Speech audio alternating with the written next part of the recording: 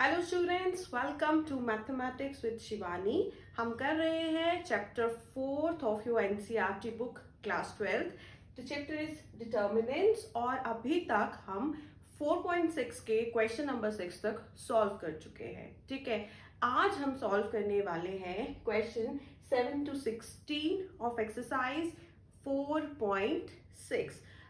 इन questions को solve करने से पहले हम ये सीखेंगे कि सिस्टम ऑफ इक्वेशंस का सॉल्यूशन कैसे फाइंड करते हैं। देखो, अभी तक बच्चों हम ये जान चुके हैं, ये कर चुके हैं कि कंसिस्टेंट सिस्टम ऑफ इक्वेशंस क्या होती हैं और इनकंसिस्टेंट सिस्टम ऑफ इक्वेशंस क्या होती हैं। कंसिस्टेंट मतलब जिनका सॉल्यूशन होता है और इनकंसिस्टेंट वो जिनका सॉल्यूशन एग्जिस्ट नहीं करता।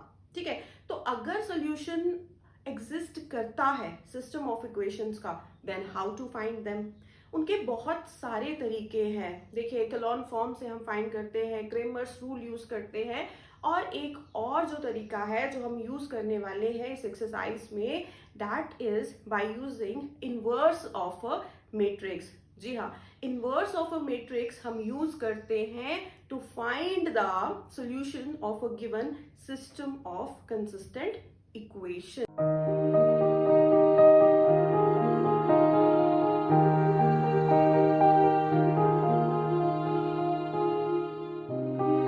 देखिए, what are we suppose to find in question 7 to 14। इनमें हमें सॉल्यूशन निकालना है of the given system of equations. ठीक है, सो फर्स्ट ऑफ ऑल हम देखते हैं क्वेश्चन नंबर 7 में कौन सी इक्वेशंस दी हैं। देखिए, 5x plus 2y equal to 4 and 7x plus 3y equal to 5 दिया हुआ है। ठीक है, तो हम इन इक्वेशंस को, इन सिस्टम ऑफ इक्वेशंस को कैसे लिख सकते हैं? We can write it as ax equal to b।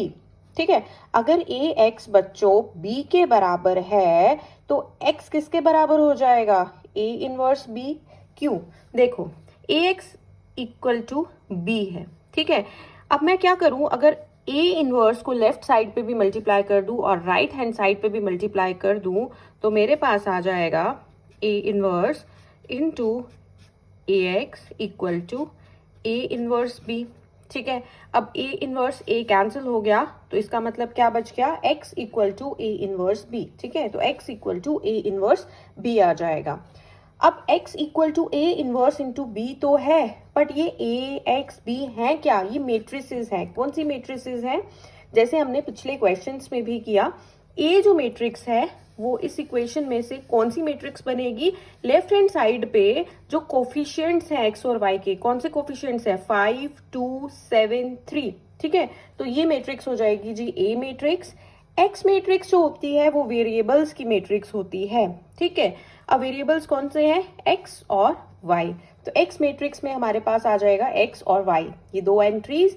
And b matrix जो है वो राइट हैंड साइड के जो एलिमेंट्स हैं, जो कांस्टेंट्स हैं, कांस्टेंट्स कौन से हैं? 4 और 5 राइट हैंड साइड पे, तो उसकी एक मैट्रिक्स बना दी b मैट्रिक्स। ठीक है, अब x जो है that is a inverse into b, मतलब x और y की वैल्यूज तब निकलेंगी अगर मैं a इनवर्स की वैल्यू निकाल दूं और उसे b मैट्रिक्स से मल्टीप्लाई कर दूं। ठीक है, हमें पता है कि a इनवर्स, किसी भी मैट्रिक्स का इनवर्स, स्क्वायर मैट्रिक्स है a, तो इसका इनवर्स तभी एग्जिस्ट करेगा, कब एग्जिस्ट करेगा? अगर ये नॉन सिंगुलर होगी। नॉन सिंगुलर मतलब इसका जो डिटर्मिनेंट है that should not be equal to 0। Determinant of a is not equal to 0, ये आना चाहिए हमारे पास। ठीक है, अब हम क्या फाइंड करेंगे? We will find determinant of a। Determinant of a क्या हो जाएगा? डिटर्मिनेंट 5, 2, 7, 3, ये जो मैट्रिक्स है इसका डिटर्मिनेंट ले लिया। कैसे आ जाता है? इस तरह से, है ना? तो ये क्या हो जाएगा? 5 into 3 minus 7 into 2, that is 5 3s are 15 minus 7 2s are 14। तो 15 माइनस 14 क्या आ गया? 1। 0 तो नहीं आया ना, that is not equal to 0। अगर 0 आता तो ये जो a मैट्रिक्स है ये सिंगुलर हो जाती, और सिंगुलर मैट्रिक्स का इनवर्स एग्जिस्ट नहीं करता। बट क्योंकि ये 0 के बराबर नहीं आया तो ये जो मैट्रिक्स है ये नॉन सिंगुलर मैट्रिक्स है। ये मैट्रिक्स A जो है ये नॉन सिंगुलर है। अगर ये नॉन सिंगुलर है तो A का जो इनवर्स है वो एग्जिस्ट करेगा। ठीक है, ए का इन्वर्स एग्जिस्ट करेगा, ये हमने देख लिया, मगर होगा क्या? देखो, to find A inverse we first find the value of adjoint of A. क्यों फाइंड करनी है हमें वैल्यू एडजॉइंट ऑफ ए की? क्योंकि ए इनवर्स जो होता है that is equal to adjoint of A upon determinant of A. ठीक है, ए इनवर्स की जो वैल्यू होती है वो होती है adjoint of A upon determinant of A, इसलिए हम एडजॉइंट ऑफ ए की वैल्यू फाइंड करेंगे। एडजॉइंट के लिए हमें पता है हमें कोफैक्टर्स चाहिए, कोफैक्टर्स इस मैट्रिक्स के एलिमेंट्स के चाहिए। ठीक है, तो ये जो ए मैट्रिक्स है इसके सभी एलिमेंट्स के हमें कोफैक्टर्स निकालने हैं। 5 का कोफैक्टर क्या होगा? देखो, सबसे पहले तो हम ना माइनस साइन लगा देंगे। माइनस कहाँ कहाँ लगाएंगे? देखो, 1 A11 1 + 1 2 होता है, 2 इवन है तो यहाँ पे माइनस नहीं लगाएंगे। A12 1 + 2 क्या होता है? 3 ऑड है तो पहले से यहाँ पे एक माइनस लगा देंगे। ठीक है, A21 2 + 1 भी क्या होता है? 3, तो यहाँ पे जो 3 है वो ऑड है, यहाँ पे भी एक माइनस लग जाएगा। एंड देन A22 क्या होता है? 2 + 2 = 4 इवन है तो यहाँ पे हम माइनस साइन नहीं लगाएंगे, पहले से माइनस साइन नहीं लगाएंगे। चलिए, जब ये दो माइनस साइन लग गए, यहाँ पे एक माइनस साइन लग गया और A21 में भी एक माइनस साइन लग गया, तो हम निकालते हैं वैल्यूज ऑफ कोफैक्टर्स। वैल्यूज कैसे निकलती है? देखो बेटा, 5 का कोफैक्टर निकालना है तो हम 5 की रो को हाइड कर देंगे, कॉलम को भी हाइड कर देंगे, छुपा देंगे, तो बचा क्या? 3। ठीक है, तो इसका कोफैक्टर आ गया 3। अब A12 ये है। ठीक है, अब इसका भी रो एंड कॉलम छुपा दो तो क्या बचेगा? 7। ठीक है, तो यहाँ पे 7 आ जाएगा। ये माइनस मैंने आपको बताया क्योंकि 1 + 2 3 होता है, जहां जहां पे ऑड आ जाए ऐड करके वहां पे हमें माइनस लगाना है। ठीक है, A21 में भी एक माइनस आ जाएगा क्योंकि 2 + 1 3 होता है, 3 इज एन ऑड नंबर, तो यहाँ पे माइनस लग गया। 21 वाला एलिमेंट कौन सा है? ये 7 है। अब 7 का हम क्या करेंगे? कॉलम छुपा दीजिए, रो छुपा दीजिए, पीछे क्या बच गया? 2, तो इसका कोफैक्टर आ जाएगा -2। एंड A22 मतलब सेकंड रो और सेकंड कॉलम को कौन सा एलिमेंट बिलोंग करता है? 3 बिलोंग करता है। ठीक है, अब 3 का आपको रो हाइड करना पड़ेगा, कॉलम हाइड करना पड़ेगा, बच क्या जाएगा? 5। ठीक है, तो इसका कोफैक्टर आ जाएगा जी 5। निकल गए आपके पास सारे के सारे कोफैक्टर्स। जब कोफैक्टर्स आपके पास आ गए तो आपके पास क्या मिल जाता है? Adjoint of A. ठीक है, एडजॉइंट ऑफ ए जो मैट्रिक्स बनेगी वो आ जाएगी A11 A12 A21 A22। ये मैंने कोफैक्टर्स लिख दिए हैं एलिमेंट्स के। देखिए, A11 A12 यहाँ पे नहीं आएगा, यहाँ पे आएगा, कॉलम वाइज लिखेंगे। पहले A11 और A12 फर्स्ट कॉलम में, फिर A21 और A22 सेकेंड कॉलम में। कॉलम वाइज क्यों लिख रहे हैं? याद है आपको, जब हम क्या निकालते थे? एडजॉइंट निकालते थे मैट्रिक्स का, तो उसमें क्या करते थे? कोफैक्टर्स लिखने के बाद जो मैट्रिक्स बनती थी उसका ट्रांसपोज लेते थे। ठीक है, ट्रांसपोज लेते हैं, इसलिए अब ये जो कोफैक्टर्स लिखे मैंने ये कॉलम वाइज लिख लिए। ये वाले जो दोनों आ गए ये फर्स्ट कॉलम में आ जाएंगे और ये दोनों जो है ये सेकंड कॉलम में आ जाएंगे। ठीक है, तो ये बन जाएगा मेरा एडजॉइंट ऑफ ए। ठीक है, एडजॉइंट ऑफ ए आ गया 3 -7 फर्स्ट कॉलम में एंड -2 5 जो है वो सेकंड कॉलम में आ गया। तो एडजॉइंट ऑफ ए आ गया, तो ए इनवर्स जो होता है that is adjoint of A upon determinant of A. Right, determinant of A जो है, ठीक है, डिटर्मिनेंट ऑफ ए जो है वो 1 है। ठीक है, तो 1 हम निकाल चुके हैं, एडजॉइंट ऑफ ए की वैल्यू भी निकाल चुके हैं, तो ए इनवर्स है adjoint of A upon determinant of A. Adjoint of A जो है वो ये मैट्रिक्स है, ये मैट्रिक्स लिख दिया, अपॉन डिटर्मिनेंट ऑफ ए की वैल्यू क्या आई है? 1 आई है, सो 1 लिख दिया। सो ए इनवर्स बन गया जी मैट्रिक्स 3 -2 -7 5। ये जो मैट्रिक्स है that is the inverse matrix of A matrix. ठीक है, ये आ गया मेरे पास किसकी वैल्यू? A inverse matrix. ये है मेरे पास ए इनवर्स मैट्रिक्स। ठीक है, अब देखिए हमने क्या फाइंड किया था? हमने फाइंड किया था यहाँ पे कि x जो होगा वो a इनवर्स इंटू बी के बराबर होगा। राइट, ये रिजल्ट हमने प्रूव किया था कि अगर ax इक्वल टू बी है तो जो x है वो a inverse into B matrix होगी। a इनवर्स की वैल्यू हमें पता चल चुकी है, b मैट्रिक्स हमारे पास है, इन दोनों को मल्टीप्लाई कर देते हैं। Now x equal to a inverse into B. ठीक है, x की वैल्यू क्या है? x एक मैट्रिक्स है जिसकी एंट्रीज क्या है? x और y। Equal to A inverse की वैल्यू हमने अभी निकाली, ये है हमारा ए इनवर्स, ये मैट्रिक्स, और ये है हमारा बी मैट्रिक्स। इन दोनों को मल्टीप्लाई कर देते हैं।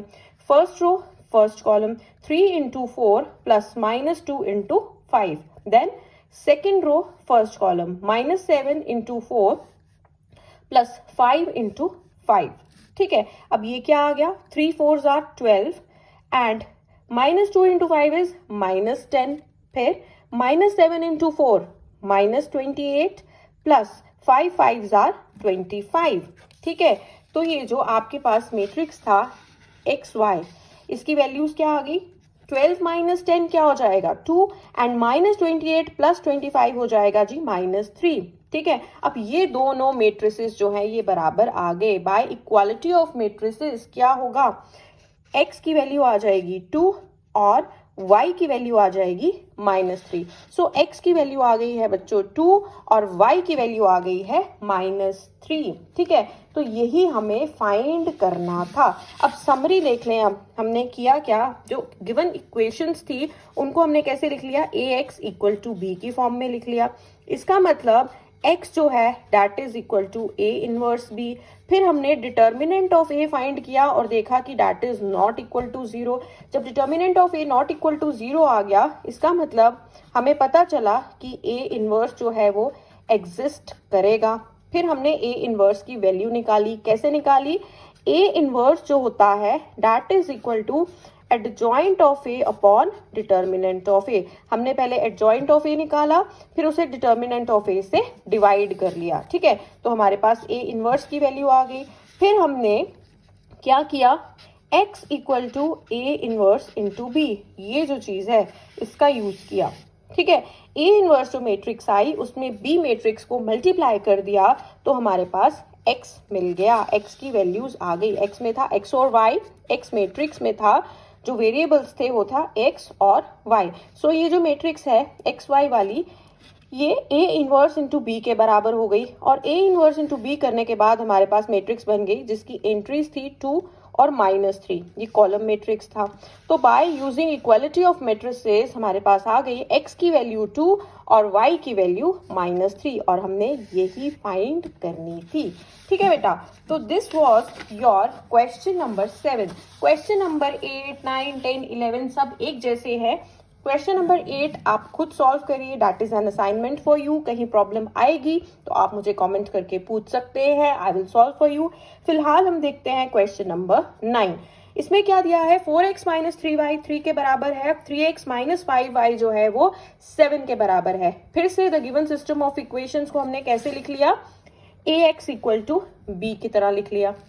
ठीक है, मतलब ये जो गिवन सिस्टम ऑफ इक्वेशंस है, हम ये कह रहे हैं कि हम इसे लिख सकते हैं as a into A X equal to B. हम इसे लिख सकते हैं a x equal to B. इसका मतलब हो गया x equal to a inverse b, जैसे मैंने आपको पिछले क्वेश्चन में समझाया। ठीक है, जहां पे ये हम लिख तो रहे हैं कि x equal to a inverse b, but ये a b x ये है क्या, ये मैट्रिसेस है। a कौन सी मैट्रिक्स है, कोफिशिएंट मैट्रिक्स है। कौन से, ये जो लेफ्ट हैंड साइड पे जो इक्वेशन बनी है उसके कोफिशिएंट्स क्या है, देखो 4 -3 3 -5, ये लिख लिया हमने ए मैट्रिक्स में। एक्स मैट्रिक्स में हमने वेरिएबल्स लिख लिए। कौन से वेरिएबल्स हैं हमारे पास, एक है एक्स और एक है वाई। और बी मैट्रिक्स में ये जो राइट हैंड साइड पे हमारे पास कॉन्स्टेंट्स हैं 2, वो लिख लिए, उसकी मैट्रिक्स बना ली। ठीक है, अब देखो अगर एक्स जो है वो a इनवर्स इंटू बी है, मतलब मुझे यहां तक जाना है। यहां तक जाने के लिए मुझे एक तो a इनवर्स की वैल्यू चाहिए और दूसरी b की भी वैल्यू चाहिए। a इनवर्स किसी भी स्क्वायर मैट्रिक्स का, ये जो a स्क्वायर मैट्रिक्स है इसका इनवर्स तभी एग्जिस्ट करेगा जैसे हमने पीछे डिस्कस किया, अगर ये नॉन सिंगुलर है। नॉन सिंगुलर है मतलब इसका जो डिटर्मिनेंट है ना that should not be equal to 0। तो चलिए डिटर्मिनेंट फाइंड करते हैं। डिटर्मिनेंट ऑफ ए क्या हो जाएगा, डिटर्मिनेंट 4 -3 3 -5, ये जो मैट्रिक्स थी इसका डिटर्मिनेंट ले लिया। दिस इज इक्वल टू, इस तरह से करते हैं 4 इंटू -5 माइनस 3 इंटू -3। 4 इंटू -5 हो गया जी -20 and minus into minus plus हो जाएगा, plus 3 3s are 9। So -20 plus 9 हो जाता है -11। क्या ये 0 के बराबर आया, बिल्कुल नहीं, ये 0 के बराबर नहीं आया। इसका मतलब ये जो ए मैट्रिक्स है इस क्वेश्चन में भी, ये भी कैसी आ गई, non singular. Non singular matrix है, मतलब ये हुआ कि ए का जो इन्वर्स है वो एग्जिस्ट करेगा। ठीक है, ए का इन्वर्स एग्जिस्ट करेगा, पर कैसे करेगा? देखिए, ए इन्वर्स जो होता है बेटा वो होता है equal to adjoint of A upon determinant of A. So हमें अब किसकी वैल्यू फाइंड करनी पड़ेगी? देखो, डिटर्मिनेंट ऑफ ए की वैल्यू तो हम फाइंड कर चुके हैं। इसका मतलब ए इनवर्स फाइंड करने के लिए हमें एडजॉइंट ऑफ ए की वैल्यू चाहिए। एडजॉइंट ऑफ ए के लिए हमें कोफैक्टर्स चाहिए, क्योंकि 2x2 की मैट्रिक्स है तो 4 कोफैक्टर्स आ जाएंगे, a11, a12, a21, a22। अब देखिए 1 + 1 2 होता है, ये इवन नंबर है, यहाँ पे मैं कोई साइन अलॉट नहीं करूंगी पहले से। 1 + 2 जो है वो ऑड नंबर है, तो यहाँ पहले से एक माइनस आ जाएगा। यहाँ पे भी 2 + 1 3 है, यहाँ पे भी पहले से एक माइनस आ जाएगा।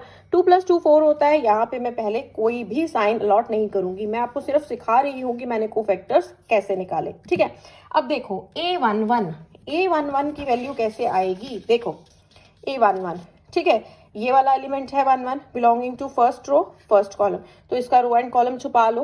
क्या बच गया? -5। ठीक है, तो -5 आ गया इसका कोफैक्टर। a12 में पहले से एक माइनस है एंड 1 2 वाला एलिमेंट जो है वो ये है -3। अब आप इसका रो एंड कॉलम छुपा लीजिए, तो क्या बच गया? क्या दिख रहा है? 3 बच गया, और पहले से एक माइनस है तो ये आ जाएगा -3। समझ में आया? ये आया इसका कोफैक्टर। a21 में भी पहले से एक माइनस है। क्यों माइनस है? क्योंकि 2 + 1 = 3, 2 + 1 जो है वो 3 है and that is an odd number. मैंने आपको समझाया जब भी ऑड नंबर आ जाए तो आप एक माइनस लगा लीजिए। ठीक है, अब 2 1 वाला एलिमेंट कौन सा होता है? Belonging to the second row and first column.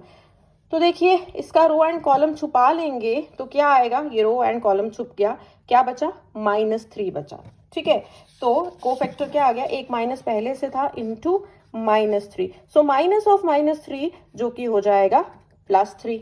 ठीक है, और a22 वाला जो एलिमेंट है दैट इज -5। इसका रो एंड कॉलम छुपा लेते हैं, क्या बच रहा है? क्या दिख रहा है आपको ए मैट्रिक्स में? 4। सो इसका जो कोफैक्टर है बेटा दैट इज 4। ठीक है, इसका कोफैक्टर भी आ गया 4। जब चारों कोफैक्टर्स निकल गए, अब क्या होगा? a11 और a12 ये वाले जो है ये दोनों फर्स्ट कॉलम में आ जाएंगे एंड ये वाला और ये वाला जो है ये सेकंड कॉलम में आ जाएंगे। a11, a12, a21, a22। ठीक है, आप ये पूछ सकते हैं कि यहाँ पे मैंने ये कॉलम वाइज क्यों लिखे? क्योंकि हमने तो रो वाइज निकाले थे कोफैक्टर्स, फिर कॉलम वाइज क्यों लिखे मैंने पिछले क्वेश्चन में भी एक्सप्लेन किया है। क्योंकि जब भी हम एडजॉइंट निकालते हैं किसी मैट्रिक्स का तो कोफैक्टर्स लिखने के बाद हम उसका ट्रांसपोज लेते हैं। जब आप ट्रांसपोज ले लोगे तो फाइनली यही बनेगा a11, a12, a21, a22। मतलब ये दोनों जो है ये फर्स्ट कॉलम में आ जाएंगे और ये दोनों जो है ये वाले और ये वाले ये सेकंड कॉलम में आ जाएंगे। ठीक है, वैल्यूज पुट कर दी, -5 -3 पहले कॉलम में आ गए, 3 और 4 जो है वो सेकंड कॉलम में आ गए। So this is the adjoint of A. मेरे पास एडजॉइंट ऑफ ए निकल गया। ठीक है, नाउ देखो एडजॉइंट ऑफ ए से क्या मिला? ए इनवर्स होता है adjoint of A upon determinant of A. अभी अभी हमने निकाला एडजॉइंट ऑफ ए की वैल्यू, ये वैल्यू हम यहाँ लिख देते हैं -5 -3 3 4 ये मैट्रिक्स, और डिटर्मिनेंट ऑफ ए। ठीक है, तो डिटर्मिनेंट ऑफ ए जो है वो क्या निकला था मेरे पास? देखिए डिटर्मिनेंट ऑफ ए मेरे पास निकला था -11। ठीक है, तो मैं इसे डिवाइड कर देती हूँ बाय -11। इसे ऐसे भी लिख सकते हैं -1/11 इंटू ये जो एडजॉइंट ऑफ ए निकला। राइट, अब देखिए हमारे पास एक इंपॉर्टेंट इक्वेशन निकली थी स्टार्टिंग में, वो ये थी कि x = a इनवर्स b। इसका हम यूज करेंगे। अगर x जो है वो a इनवर्स इंटू b है तो मैं a इनवर्स और b की वैल्यूज पुट कर देती हूँ। a इनवर्स की वैल्यू तो अभी निकली, ये है a इनवर्स ये निकली मेरे पास a इनवर्स की वैल्यू, ये मैं यहाँ पे पुट कर देती हूँ इंटू b जो मैट्रिक्स है वो क्या है? देखो b मैट्रिक्स है, कॉलम मैट्रिक्स है, कॉलम मैट्रिक्स 3 7, इसमें एक ही कॉलम है। ठीक है, इनटू ये 3 7 वाला कॉलम मैट्रिक्स मैं यहाँ पे मल्टीप्लाई कर दूंगी। ठीक है, तो क्या आ जाएगा? देखिए अब मैंने क्या किया है, ये जो माइनस था ये जो माइनस था ना यहाँ पे 1/11 के साथ, इसको अंदर ले गई तो -5 बन जाएगा 5, 3 का बन जाएगा -3, -3 का बन जाएगा 3 और 4 का बन जाएगा -4। ठीक है, A inverse into B matrix, right. अब जब मल्टीप्लाई करेंगे first row first column, 5 3 15 minus आ गया आपके पास 3 इंटू 7 विच इज 21, फिर 3 3 9 and plus -4 into 7 is -28, right. अब इसकी वैल्यू क्या आ जाएगी, देखो इसकी वैल्यू आ गई 1/11, 15 - 21 आ गया -6 और 9 - 28 आ गया -19। ठीक है, अब ये क्या निकल रहा है मेरे पास, x। ये किसकी वैल्यू है, x की वैल्यू है, x मैट्रिक्स की। बट x मैट्रिक्स में क्या है मेरे पास, ये भी एक कॉलम मैट्रिक्स है जिसमें 2 एंट्रीज हैं, एक x और एक y। सो ये किसके बराबर हो गया, 1/11 को मैं अंदर ले जाती हूँ। देखिए मैट्रिक्स मल्टीप्लीकेशन बाय स्केलर, ठीक है, स्केलर मल्टीप्लीकेशन यूज हो रही है, स्केलर अंदर जाएगा, दोनों एलिमेंट से मल्टीप्लाई हो जाएगा। अब यहाँ पर स्केलर है 1/11 तो ये बन जाएगा -6/11 और यहाँ इससे मल्टीप्लाई होकर ये बन जाएगा -19/11। ठीक है, अब हम यूज करेंगे इक्वालिटी ऑफ मैट्रिसेस। यहाँ पे क्या यूज करेंगे हम, इक्वालिटी ऑफ मैट्रिसेस। ठीक है, जब इक्वालिटी ऑफ मैट्रिसेस हम यूज करते हैं तो क्या आ जाएगा, x की वैल्यू आ जाएगी -6/11 और y की वैल्यू आ जाएगी -19/11। ठीक है, समझ में आ गया सबको, ये क्वेश्चन भी पिछले क्वेश्चन जैसा ही था। Now I am solving question number 11। 10 मैंने क्यों स्किप किया, क्योंकि ये सभी क्वेश्चन एक जैसे हैं। ठीक है, 7 8 9 10 इसमें 2/2 मैट्रिसेस दी हुई है एंड आपको उनका जी इनवर्स फाइंड करना था, जो बिल्कुल एक ही तरह से करना था। समरी मैंने आपको पिछले क्वेश्चन में पूरी समझा दी है। नेक्स्ट क्वेश्चन नंबर 11 थोड़ा डिफरेंट है। क्या डिफरेंट है, 3/3 की मैट्रिक्स दी हुई है। देखिए ये इक्वेशंस दी हैं आपके पास। Now the given system of equations, ये पूरा क्या है, सिस्टम ऑफ इक्वेशंस, इसमें 3 इक्वेशंस हैं। This can be written as ax equal to b। इसका मतलब क्या हुआ, x equal to a inverse into b। ये समझ में आ गया। लेफ्ट हैंड साइड पे भी a इनवर्स मल्टीप्लाई कर दिया और राइट हैंड साइड पे भी a इनवर्स मल्टीप्लाई कर दिया। यहाँ पे भी अगर मैं a इनवर्स मल्टीप्लाई कर दूं और यहाँ पर भी अगर मैं a इनवर्स मल्टीप्लाई कर दूं तो a इनवर्स और a तो कैंसिल हो जाएंगे, क्या बचेगा x, और यहाँ पे बन जाएगा a इनवर्स इंटू b। ठीक है, तो ये एक इंपॉर्टेंट इक्वेशन सामने आ गई, क्या, x equal to a inverse into b। इसकी हेल्प से हम x y z की वैल्यूज फाइंड करेंगे। ठीक है, नाउ देखिए a मैट्रिक्स जो है वो क्या है, जहां पे a मैट्रिक्स क्या है, कोफिशिएंट्स की मैट्रिक्स लेते हैं। लेफ्ट हैंड साइड पे देखो आपके पास क्या क्या दिया है, ये 3 इक्वेशंस हैं। इसकी लेफ्ट हैंड साइड के जो कोफिशिएंट्स हैं, क्या कोफिशिएंट्स हैं, 2 1 1, y का कोफिशिएंट क्या है 1, z का कोफिशिएंट भी क्या है 1, यहाँ पे x का कोफिशिएंट क्या है 1, y का कोफिशिएंट है -2, z का कोफिशिएंट है -1। अब यहाँ पे देखो x दिया ही नहीं, जब x दिया ही नहीं तो उसे हम लिख सकते हैं 0 इंटू एक्स प्लस, तो x का कोफिशिएंट क्या बन जाता है 0। जो वेरिएबल नहीं दिया उसका कोफिशिएंट क्या हो जाता है बेटा 0। ठीक है, और y का कोफिशिएंट है 3 और z का कोफिशिएंट है -5। ये सारे कोफिशिएंट्स की हमने क्या बना लिया, एक मैट्रिक्स बना ली एंड ये बन गई जी a मैट्रिक्स। x मैट्रिक्स क्या है, वेरिएबल्स की मैट्रिक्स होती है ये।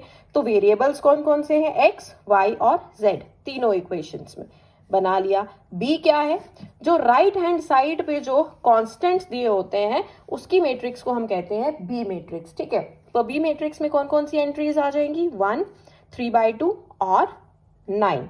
ठीक है, अब हम क्या करेंगे, हमें फाइंड करना है a inverse into b। a inverse के लिए तो पहले चेक करना पड़ेगा कि ये जो मैट्रिक्स है ये सिंगुलर है या नॉन सिंगुलर है, मतलब इसका डिटर्मिनेंट 0 है या नॉन 0 है। तो फाइंड करते हैं डिटर्मिनेंट ऑफ ए। ठीक है, देखो मैंने आपको पहले भी बताया था एक ट्रिक क्या होती है कि हम डिटर्मिनेंट किसी भी रो या किसी भी कॉलम से एक्सपैंड कर सकते हैं, मगर करना हमें उसी रो या उसी कॉलम से चाहिए जिसमें मैक्सिमम नंबर ऑफ जीरोज हो। यहाँ पे देखो मुझे फर्स्ट कॉलम में एक 0 दिख रहा है तो मैं फर्स्ट कॉलम से एक्सपैंड करने वाली हूँ। ठीक है, उसके लिए सबसे पहले साइंस देखो कैसे होते हैं, प्लस, फर्स्ट कॉलम में कैसे साइन आता है, ये प्लस होता है, ये माइनस और ये प्लस, ठीक है। तो फर्स्ट कॉलम से एक्सपैंड करेंगे, प्लस का 2 आ जाएगा। अब 2 का अगर मैं रो छोड़ दूं, कॉलम छोड़ दूं, ठीक है, तो पीछे ये बच जाएगा मेरे पास, -2 -1 3 -5, ये एक मैट्रिक्स बन गई। अब 1 के साथ साइन क्या आएगा, माइनस का साइन आएगा, तो -1। अब ये जो 1 है इसका मुझे क्या करना है, रो भी छोड़ देना है एंड कॉलम भी छोड़ देना है। जब मैं इसका कॉलम छोड़ दूंगी और रो छोड़ दूंगी तो पीछे क्या बच रहा है, 1 1 3 -5, ठीक है, 1 1 3 -5 प्लस 0, 0 के साथ तो आप कुछ भी मल्टीप्लाई कर दो वो 0 ही रहता है, तो 0 वाली जो एंट्री है वो मैं लिख ही नहीं रही, ठीक है। सो ये आ गया 2 इंटू -2 इंटू -5 कितना हो जाता है, माइनस इंटू माइनस प्लस हो गया 10, minus of 3 into -1, so minus of -3 हो जाएगा जी +3, ठीक है। -1 into -5 is -5, -3 into 1 is -3, so ये हो गया 2 इंटू 10 + 3 13, माइनस ऑफ -8, ठीक है। अब माइनस ऑफ -8 तो +8 होने वाला है, 2 13s are 26 and minus of -8 हो जाएगा +8, सो 26 + 8 हो गया 34 एंड 34 0 के बराबर तो बिल्कुल भी नहीं है, ठीक है। अगर ये 0 के बराबर नहीं है इसका मतलब ये जो ए मैट्रिक्स थी ये कैसी है, नॉन सिंगुलर है, इसका मतलब ए का इनवर्स एग्जिस्ट करेगा, और ए का जो इनवर्स है that is adjoint of A upon determinant of A. तो हम फाइंड करते हैं क्या, एडजॉइंट ऑफ ए, क्योंकि डिटर्मिनेंट ऑफ ए तो हम फाइंड कर चुके हैं, अब हमें फाइंड करना पड़ेगा एडजॉइंट ऑफ ए, ठीक है। एडजॉइंट ऑफ ए के लिए देखिए जो ए मैट्रिक्स है उसमें 9 एंट्रीज हैं, इन 9 की 9 एंट्रीज का हमें क्या करना पड़ेगा, कोफैक्टर्स निकालने पड़ेंगे। कोफैक्टर्स में देखो कौन कौन से कोफैक्टर्स आ जाएंगे, A11 A12 A13 A21 A22 A23 A31 A32 A33, 1 + 1 क्या होता है बेटा, 2, 2 इज इवन, तो यहाँ पे मैं माइनस का साइन नहीं लगाऊंगी। 1 + 2 क्या होता है, 3, 3 अगर ऑड है तो ये वाला जो माइनस का साइन है ना ये मैं लगा दूंगी इसके ऑड होने की वजह से, ठीक है, ये जो माइनस का साइन मैंने लगाया, ठीक है। 1 + 3 जो है वो इवन है, यहाँ पे कोई साइन नहीं लगाया। नाउ 2 + 1 3, 3 ऑड है तो ये एक माइनस का साइन यहाँ पर भी लग जाएगा। 2 2 2 + 2 4, यहाँ पे ये जो माइनस है ये इसकी वजह से नहीं लगा, ये जब हम कैलकुलेट करेंगे तो देखेंगे कि -10 आएगा। 2 2 जो है उसमें कुछ कोई साइन हम खुद से नहीं लगाएंगे। 2 3 जो है 2 + 3 इज 5, तो ये वाला माइनस का साइन एक लग जाएगा। 3 + 1 इज 4 जो कि इवन है, यहाँ पे कोई साइन नहीं लगेगा। 3 + 2 इज 5, 5 ऑड होता है तो एक माइनस का साइन लग जाएगा एक्स्ट्रा। 3 + 3, 3 3 में क्या होगा, 3 + 3 क्या होता है 6, 6 इज इवन, तो यहाँ पे मैं खुद से कोई भी साइन नहीं लगाने वाली। क्या है, जहां जहां ऑड आ रहा है प्लस करके वहां खुद से एक माइनस का साइन लगेगा, एक्स्ट्रा एक माइनस लग जाएगा, ठीक है। अब ये माइनस लगाने के बाद हम कैलकुलेट करेंगे कोफैक्टर्स। ये देखो सबसे पहले 1 1 A11 ये एलिमेंट है 2, इसका रो और कॉलम छुपा दो तो पीछे बच गया ये, ठीक है। अब इसका कोफैक्टर क्या आ जाएगा, -2 इंटू -5 हो जाएगा 10 + 3 13, तो 13 आ गया कोफैक्टर, ठीक है। A12 वैसे ही आप कैलकुलेट कर सकते हैं, ये एलिमेंट है। अब ये देखो इसका रो और कॉलम छुपा दो, 1 इंटू -5 -5 0, तो 0 ही हो जाएगा। सो माइनस हमने ये एक एक्स्ट्रा लगाया था इंटू -5, माइनस ऑफ -5 हो जाएगा प्लस का 5, ठीक है। A13 वाला जो एलिमेंट है वो कौन सा है, ये है। इसका रो एंड कॉलम छुपा दीजिए, क्या बचेगा 1 into 3 which is equal to 3, -0 into कुछ भी करो 0 ही रहेगा, सो इसका कोफैक्टर आ गया 3। A21 ये 1, इसका रो छुपाना पड़ेगा एंड कॉलम छुपाना पड़ेगा, ठीक है। तो क्या आ जाएगा 1 into -5 is -5 -3 into 1 which is equal to -3, so minus of -8, ठीक है, ये हो जाएगा +8। A22 कौन सा एलिमेंट है, ये -2 वाला, ठीक है। इसका रो भी छुपा दो, इसका कॉलम भी छुपा दो, बन जाएगा 2 इंटू -5 विच इज -10, तो ये आ गया -10। A23, ठीक है, A23 वाला कौन सा एलिमेंट है, ये वाला, यहाँ से देख लो या यहाँ से, चलिए यहाँ से देखते हैं, ये है। इसका रो छुपा दें या कॉलम छुपा दें तो बचेगा 2 1 0 3, 2 1 0 3. So 2 3s are 6. ठीक है, 6 और ये जो एक एक्स्ट्रा माइनस लगा था, राइट. 8 3 1, 3 1 कौन सा है, देखो ये है 0 0. इसका रो एंड कॉलम छुपा दीजिए. अब जो बच गया डिटर्मिनेंट उसका निकाल दीजिए. 1 into -1 is -1 and minus of minus हो जाएगा प्लस. सो 2 - 1 इज 1, प्लस का 1 आ गया. ठीक है, 8 3 2, 3 2 वाला एलिमेंट है ये. ठीक है, 3. अब इसका आपको क्या छुपाना पड़ेगा, रो और कॉलम. तो क्या बन जाएगा, 2 इंटू -1 -2 -1 -3 और एक माइनस एक्स्ट्रा लगा है. सो माइनस ऑफ -3 हो जाएगा +3. अब देखिए 8 3 3, 3 3 वाला एलिमेंट कौन सा है बेटा, ये है -5. इसका रो छुपा देंगे, कॉलम छुपा देंगे, तो क्या बनेगा, 2 into -2 -4 -1 into 1 is -1. So -4 -1 is -5. ये आ गए सारे कोफैक्टर्स. अब ये कोफैक्टर्स भी मैं कॉलम वाइज लिखूंगी. ये बात याद रखना कैसे लिखना है, कॉलम वाइज. ये 3 जो है ये फर्स्ट कॉलम में आ जाएंगे, ये वाला और ये वाला सेकंड कॉलम में आ जाएंगे, और ये वाले जो 3 है ये थर्ड कॉलम में आ जाएंगे. तो एडजॉइंट ऑफ ए में क्या आ जाएगा, A11 A12 A13 A21 A22 A23 A31 A32 A33. जब ये तीनों लिख लिए फर्स्ट कॉलम में, तो फर्स्ट कॉलम की एंट्रीज बन गई 13 5 3 13 5 3. सेकेंड कॉलम में क्या क्या आ गया जी, 3 8 माइनस, सॉरी दिस ये 3 नहीं है, ओके. सेकेंड कॉलम में आ जाएगा A21 से स्टार्ट करेंगे. ठीक है, 8 -10 -6. सो 8 -10 -6. और थर्ड कॉलम में आ जाएगा 1 3 -5 1 3 -5. ये बन गया मेरे पास एडजॉइंट ऑफ ए. ठीक है, एडजॉइंट ऑफ ए के बाद नेक्स्ट टर्न जो आती है that is for A inverse. A inverse होता है adjoint of A upon determinant of A. Adjoint of A तो हमने अभी निकाला, ये है वो मैट्रिक्स, अभी हमने फाइंड की उसकी वैल्यू. एंड डिटर्मिनेंट ऑफ ए हमारे पास आ गया था 34. तो इस मैट्रिक्स को जब हम 34 से डिवाइड करेंगे तो उसको लिख सकते हैं 1/34 into this adjoint of A. X जो है उसकी वैल्यू क्या है, ए इनवर्स इंटू बी. ये है मेरे पास ए इनवर्स जो अभी फाइंड किया मैंने. इसको मल्टीप्लाई कर दिया बी मैट्रिक्स के साथ. बी मैट्रिक्स की एंट्रीज थी 1 3/2 9. जब इसको मल्टीप्लाई किया मैंने, देखो first row first column 13 into 1 13 plus 8 into 3/2, ये हो गया 4 3s आर 12 प्लस 1 इंटू 9 9. फिर देखिए second row first column 5 1s are 5. So plus -10 into 3/2, ये हो जाएगा -15 plus 3 9s are 27. Third row first column 3 1s are 3 plus -6 into 3/2 कितना हो जाएगा, -9 है ना. -6 इंटू 3/2, अगर कंफ्यूजन हो रही है तो 2 3s आर 6 3 3s आर 9, तो ये हो जाएगा -9. -5 इंटू 9 -45.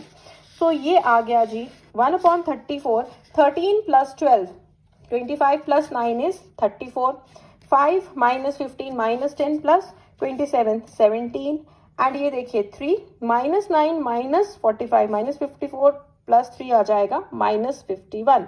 1/34 into this. अब ये क्या है, किसकी वैल्यू निकाल रहे हैं हम, x की वैल्यू. और x जो है that is a column matrix जिसमें 3 एंट्रीज है x y और z. अब ये किसके बराबर आ रहा है, 34. 1/34 जो है अंदर चला जाएगा, हर एक एलिमेंट से मल्टीप्लाई हो जाएगा.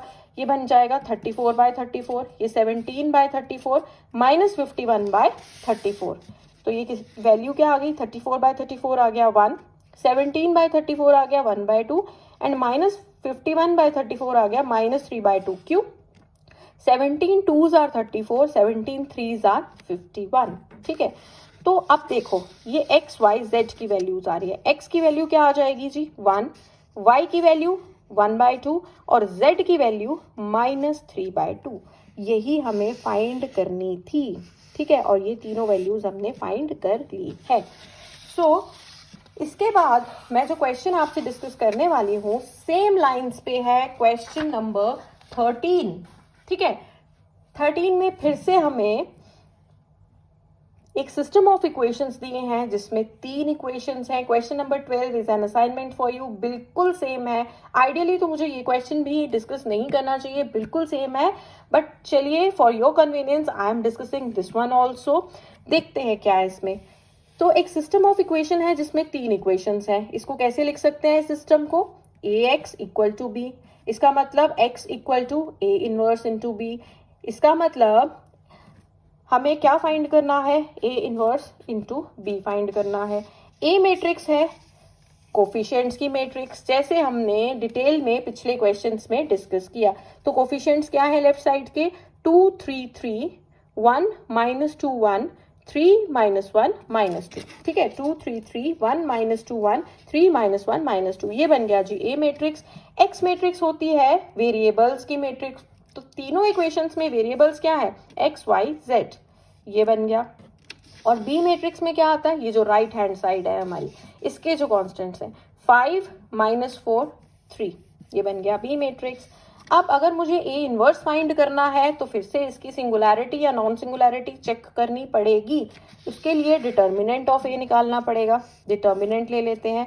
मैं फर्स्ट रो से एक्सपैंड करने वाली हूँ। फर्स्ट रो में देखो साइंस कैसे चलते हैं, plus minus plus. So plus का 2, और जब 2 का रो एंड कॉलम छुपा लूँ तो क्या आएगा? -2 इंटू -2 क्या बन जाएगा? 4 minus of minus plus, so +1 4 + 1 minus of 3, 3 के साथ क्या साइन आएगा? माइनस। ठीक है, इसका रो एंड कॉलम छुपा लीजिए। 1 into -2 is -2 minus 3 into 1 is -3। ठीक है, +3, 3 के साइन साथ क्या साइन आएगा? प्लस का, +3। 1 into -1 is -1 minus 3 into -2, so that will be +6। अब ये क्या आ गया? 4 + 1 इज 5, 5 2s are 10, -2 -3 कितना होता है? -5 इंटू -3 हो गया +15, एंड 6 - 1 इज 5, 5 3s are 15, तो ये टोटल हो गया 40। क्या ये 0 के बराबर आया? बिल्कुल नहीं आया। This is not equal to 0, 0 के बराबर नहीं है। तो ये मैट्रिक्स जो है ए, ये कैसी है? ये एक नॉन सिंगुलर मैट्रिक्स है। इसका मतलब ए का इनवर्स जो है वो एग्जिस्ट करने वाला है। कैसे करने वाला है? क्या होगा? ए का जो इनवर्स होता है that is adjoint of A upon determinant of A, और एडजॉइंट ऑफ ए के लिए हमें कोफैक्टर्स फाइंड करने पड़ते हैं। कोफैक्टर्स होंगे a11 a12 a13 a21 a22 a23 a31 a32 a33। ठीक है, क्योंकि 3/3 की मैट्रिक्स है, हर एक एलिमेंट का कोफैक्टर एग्जिस्ट करेगा। अब देखो 1 + 1 जो है 2 होता है, 2 इज इवन, तो मैं यहाँ पे कोई साइन नहीं लगाऊंगी। ऑड वाले देखते जाओ कौन से हैं। 1 + 2 3, ये ऑड है, खुद से एक माइनस लगा लेती हूँ। 1 + 3 इज 4, 4 इवन है, यहाँ पे कोई एक्स्ट्रा माइनस नहीं लगेगा। 2 + 1 इज 3, ऑड है तो एक एक्स्ट्रा माइनस लगेगा, ये इवन बनेगा, यहाँ पे माइनस एक्स्ट्रा नहीं लगेगा। 2 + 3 फिर से ऑड बनेगा, यहाँ पे एक एक्स्ट्रा माइनस लग जाएगा। 3 + 1 इज 4, इवन है तो कोई एक्स्ट्रा माइनस मैं नहीं लगाऊंगी। 3 + 2 5, ऑड है तो एक एक्स्ट्रा माइनस। 3 + 3 6, ठीक है, 6 इज इवन नंबर, तो यहाँ पे कोई एक्स्ट्रा माइनस मैं नहीं लगाने वाली। चलिए, एक्स्ट्रा माइनसेस जब लगा लिए तो उसके बाद हम कैलकुलेट करते हैं। ठीक है, ये हो गया 1 1 वाले एलिमेंट। 2, इसका रो एंड कॉलम छुपा दीजिए, तो इसका कोफैक्टर्स क्या बनेगा? 4 + 1, तो ये क्या आ जाएगा जी? ये आ जाएगा आपके पास 5। ठीक है, अब देखिए a12 1 2 वाला एलिमेंट है ये 3। अब इसका रो एंड कॉलम छुपाने पे आएगा 1 इंटू -2 -2 -3 -2 एंड -3 हो जाता है -5, सो -5 माइनस ऑफ -5 क्या हो जाता है? प्लस का 5। ठीक है, a13 1 3 वाला एलिमेंट है ये 3। इसका रो छुपा दो, कॉलम छुपा दो, क्या बनेगा? 1 into -1 -1 and -3 -2 is +6, so 6 - 1 is 5, ये आ गया 5। a21 21 वाला एलिमेंट कौन सा है? ये है 1। ठीक है, ये वाला। अब इसका अगर मैं रो छुपा दूं, कॉलम छुपा दूं, तो क्या बनता है? 3 into -2 -6 and minus of minus plus, so +3, so ये आ गया आपके पास -6 + 3 विच इज -3। अब माइनस ऑफ -3 क्या हो जाएगा? प्लस का 3। ठीक है, a22 2 में कौन सा एलिमेंट आ रहा है मेरे पास, ये वाला, ये वाला 2, ठीक है। इसका रो छोड़ दो, कॉलम छोड़ दो, पीछे क्या बच गया 2 3 3 -2। इसका डिटर्मिनेंट ले लेते हैं। 2 इंटू -2 इज -4 -9, -4 -9 हो जाता है माइनस का 13, ठीक है। नेक्स्ट देखिए A23 फाइंड करना है।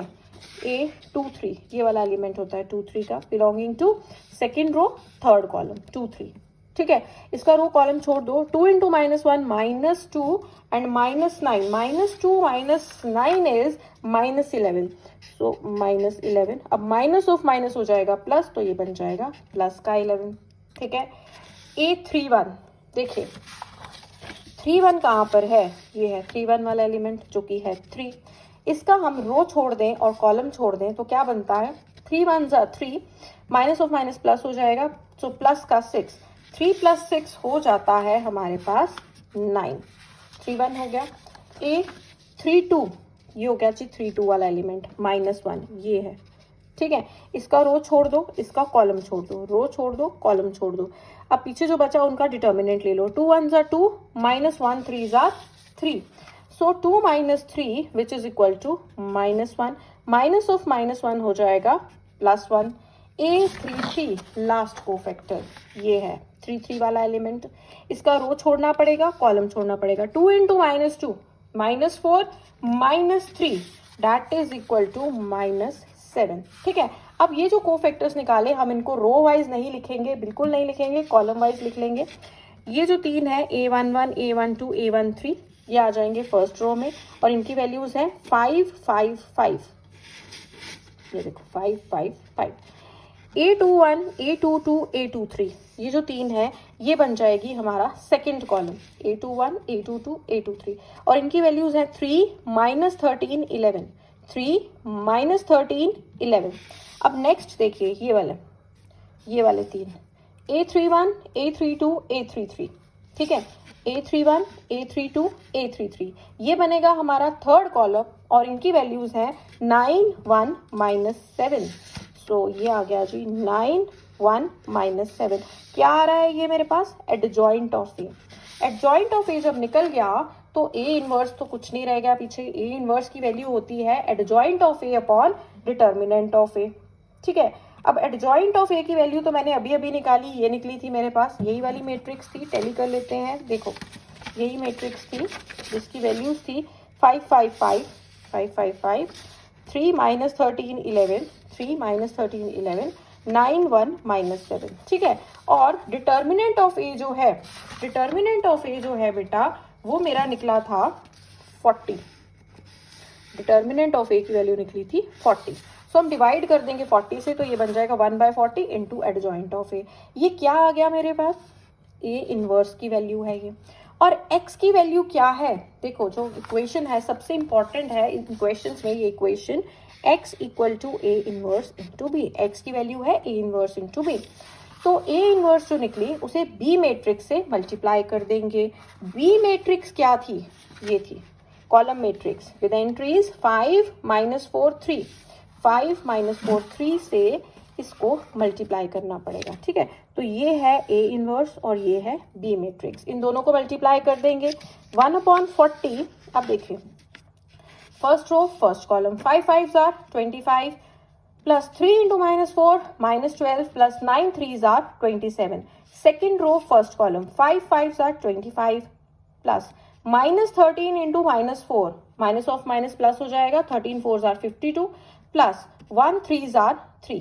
Then third row first column 5 5 25 plus 11 into -4 is -44 and -7 into 3 is -21, ठीक है। अब ये आ गया 1/40। 25 -12 करेंगे तो 13 प्लस 27 इज 40। अब ये देखिए 25 प्लस 52 प्लस 3 ये हो जाएगा 80।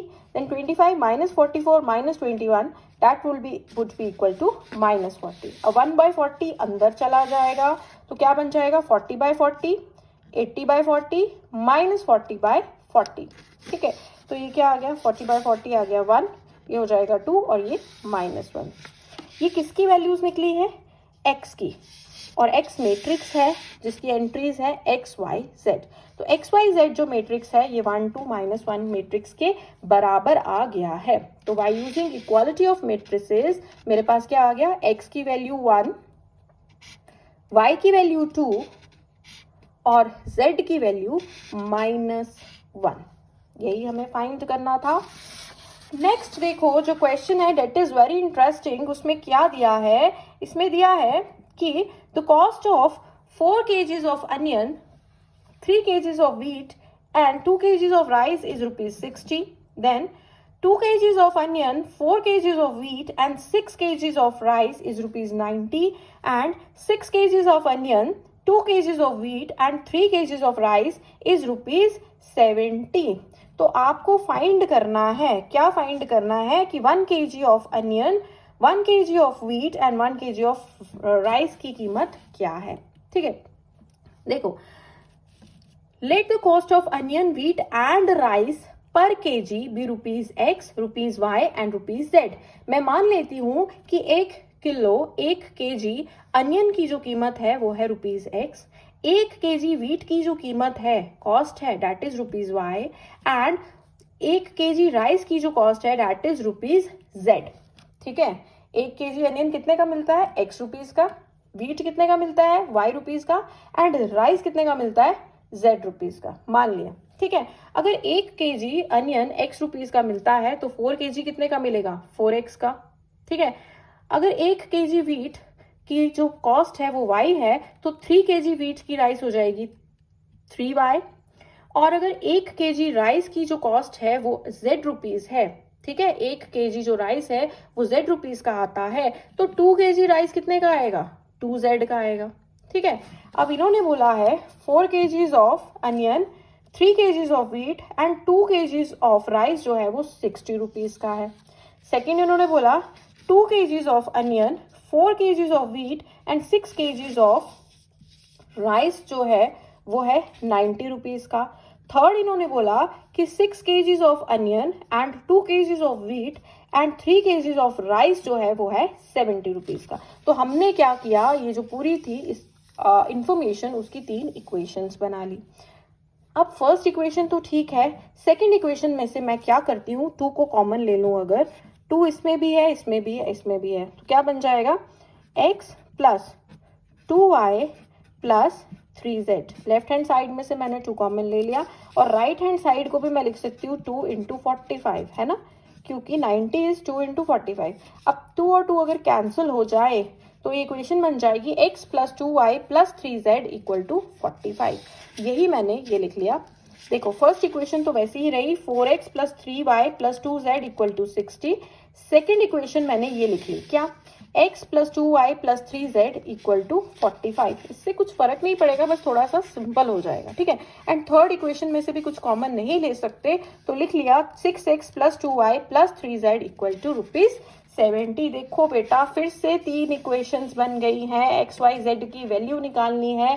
एक्स वाई जेड की वैल्यू क्यों निकालनी है, क्योंकि एक्स वाई जेड जो है वो 1 kg अनियन, 1 kg व्हीट और 1 kg राइस का प्राइस है और वही आपको निकालना है इस क्वेश्चन में। ठीक है, 3 इक्वेशंस बन गई हैं, जल्दी जल्दी से कर लेते हैं। क्या आएगा, ये इक्वेशंस हम लिख सकते हैं as A X equal to B, इसका मतलब x equal to A inverse B, जहां ए मैट्रिक्स क्या है, देखिए इन 3 इक्वेशन से ए मैट्रिक्स बनेगी 4 3 2, इसका कोफिशिएंट है 1, सो 1 2 3 6 2 3, ये जो कोफिशिएंट्स हैं ये लिख लिए हमने ए मैट्रिक्स में।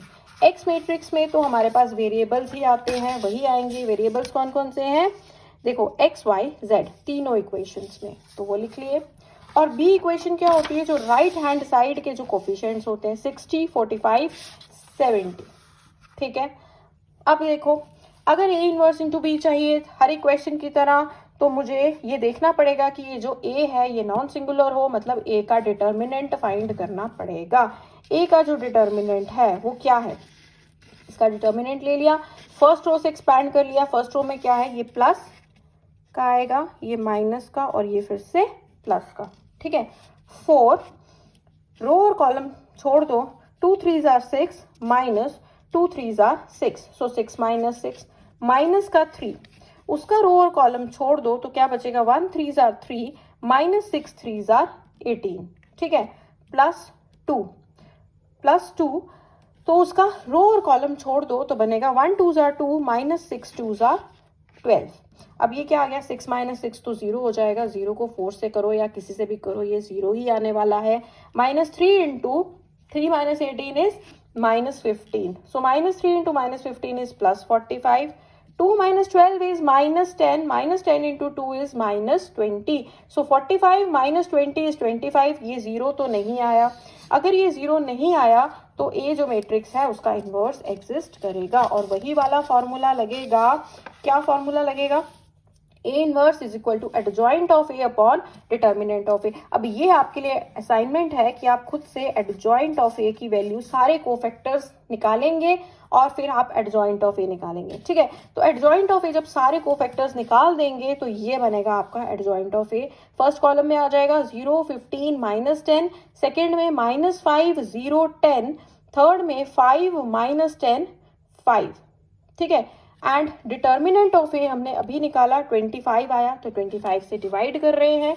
नाउ इंपॉर्टेंट जो इक्वेशन थी वो लिख ली, x equal to A inverse B, तो ये आ गई जी ए इनवर्स 1/25 इंटू ये मैट्रिक्स करके लिख दिया, ये आ गया ए इनवर्स और ये है बी मैट्रिक्स, दोनों को मल्टीप्लाई करेंगे 1/25। जब आप ये दोनों मैट्रिसेस को मल्टीप्लाई करते हैं तो आपके पास आ जाएगा ये 1/25 इंटू, देखो यहां से 0 इंटू 60 0, माइनस 5 इंटू 45 बन जाएगा माइनस 225, 5 इंटू 70 बन जाएगा 350। Then second row first column 15 into 60 बन जाएगा 900, plus 0 into 45 0, plus minus 10 into 70 हो जाएगा माइनस 700, ठीक है। Third row first column 10 into 60 हो जाएगा माइनस, ये माइनस 10 है, okay, so minus 600, plus 10 into 45 हो जाएगा 450, प्लस 5 इंटू 70 हो जाएगा 350, ठीक है। अब आप इनको ऐड कर दीजिए, दिस विल बी 1/25, 350 में से 225 माइनस करिए 125, 900 माइनस 700 हो जाएगा 200 एंड ये आ जाएगा जी आपके पास 800 minus 600 which is equal to 200, ठीक है। अब 1/25 अंदर चला जाएगा, ये भी 25 से डिवाइड हो जाएगा, ये भी और ये भी, सो 125/25, 200/25, 200/25, 125/25 आ गया 5, 200/25 आ गया 8, 200/25 आ गया 8।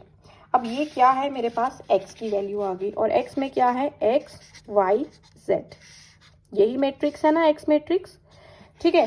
तो x की वैल्यू क्या आ गई जी 5, y की वैल्यू 8 और z की वैल्यू भी आ गई 8 एंड यही हमें फाइंड करनी थी तीन वैल्यूज।